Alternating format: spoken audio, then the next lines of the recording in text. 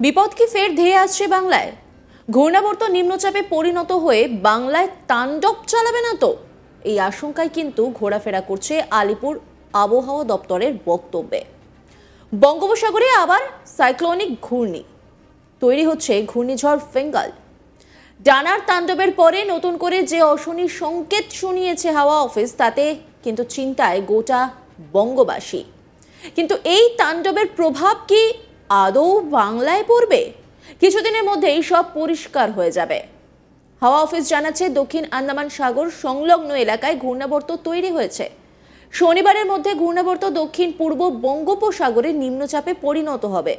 শ্রীলঙ্কা উপকূল ও তামিলনাড়ুর সংলগ্ন দক্ষিণ পশ্চিম বঙ্গোপসাগরে সোমবার এই নিম্নচাপ আরও শক্তিশালী হতে পারে। তার উপর নজর রাখছেন আবহাওয়াবিদরা।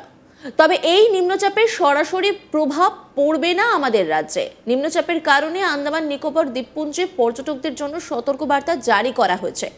ভারী থেকে অতি ভারী বৃষ্টি ও ঝোড়ো হাওয়ার সতর্কতা জারি রয়েছে।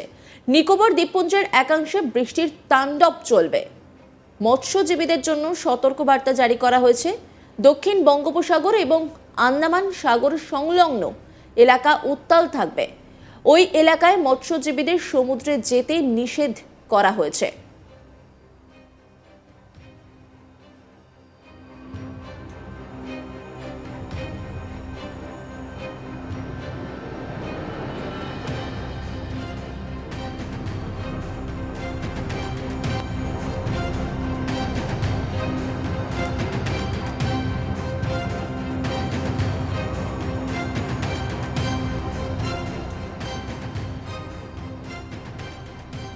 আবহাওয়াবিদ হাবিবুর রহমান বিশ্বাস তিনি কি বলছেন শোনাবো আপনাদের।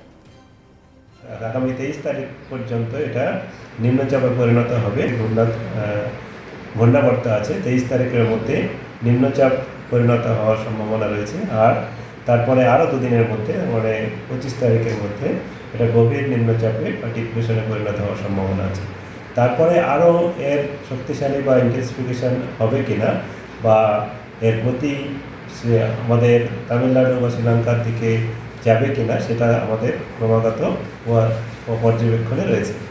আর যেমন যেমন আপনাদের আপডেট তেমন দেওয়া হবে। তবে আমাদের কোস্টের জন্য কোনো সতর্কতাবার্তা নেই। তবে হ্যাঁ, একটা আছে, আমাদের আন্দামান নিকোবর এলাকার জন্য ভারী বর্ষা আর মৎস্যজীবীদের জন্য বা সমুদ্রে যেতে, যেমন হচ্ছে সামুদ্রিক যে সমুদ্রের যে অ্যাক্টিভিটি সেগুলো বন্ধ করার জন্য বলা হয়েছে। 22 থেকে 25 অলরেডি আমাদের সতর্কতা দেওয়া রয়েছে।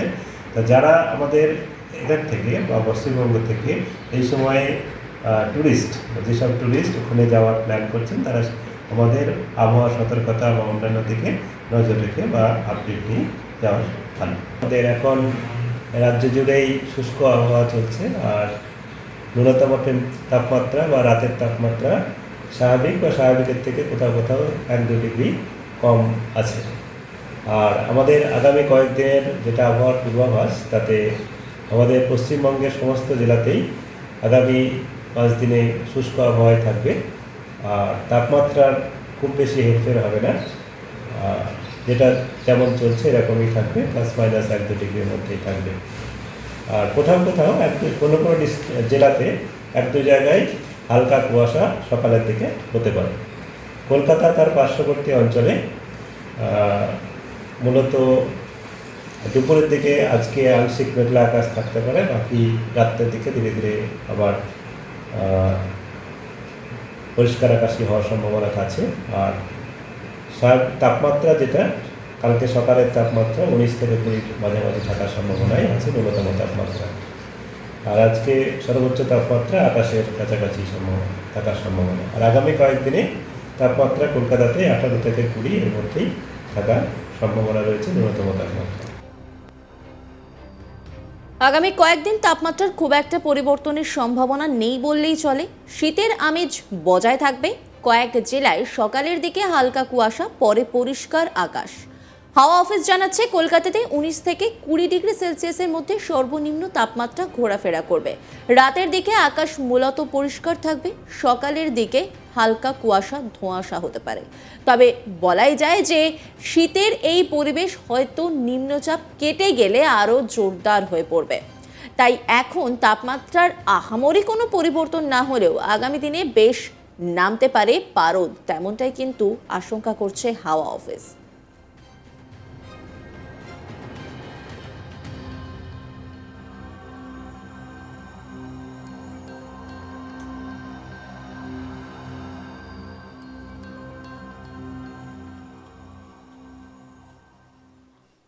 আবার কি বিপদ?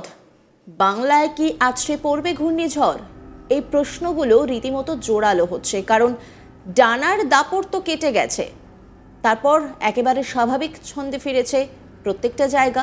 তার মধ্যেই বঙ্গোপসাগরে আবার সাইক্লোনিক ঘূর্ণি তৈরি হচ্ছে, ঘূর্ণিঝড় ফেঙ্গাল।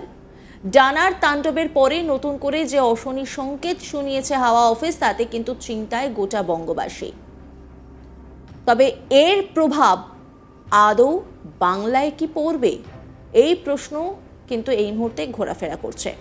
হাওয়া অফিস জানাচ্ছে, দক্ষিণ আন্দামান সাগর সংলগ্ন এলাকায় ঘূর্ণাবর্ত তৈরি হয়েছে।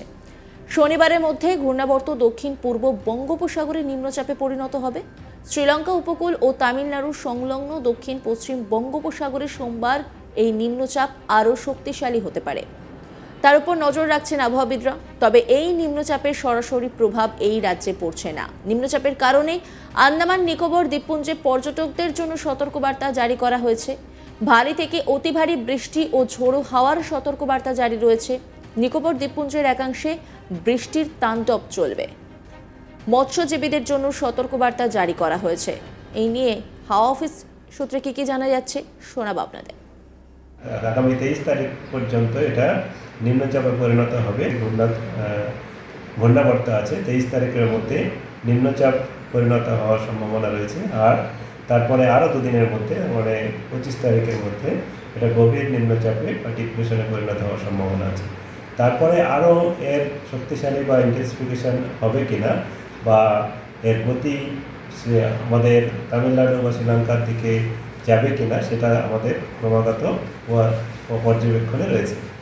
আর যেমন যেমন আপনাদের আপডেট তেমন দেওয়া হবে। তবে আমাদের কোস্টের জন্য কোনো সতর্কতাবার্তা নেই। তবে হ্যাঁ, একটা আছে, আমাদের আন্দামান নিকোবর এলাকার জন্য ভারী বর্ষা আর মৎস্যজীবীদের জন্য বা সমুদ্রে যেতে, যেমন হচ্ছে সামুদ্রিক যে সমুদ্রের যে অ্যাক্টিভিটি, সেগুলো বন্ধ করার জন্য বলা হয়েছে। 22 থেকে 25 অলরেডি আমাদের সতর্কতা দেওয়া রয়েছে। তা যারা আমাদের এখান থেকে বা পশ্চিমবঙ্গ থেকে এই সময়ে যেসব ট্যুরিস্ট ওখানে যাওয়ার প্ল্যান করছেন, তারা আমাদের আবহাওয়া সতর্কতা বা অন্যান্য দিকে নজর রেখে বা আপডেট নিয়ে যাওয়া। নজর রাখুন আজ তাক বাংলার ইউটিউব স্ট্রিমিংয়ে।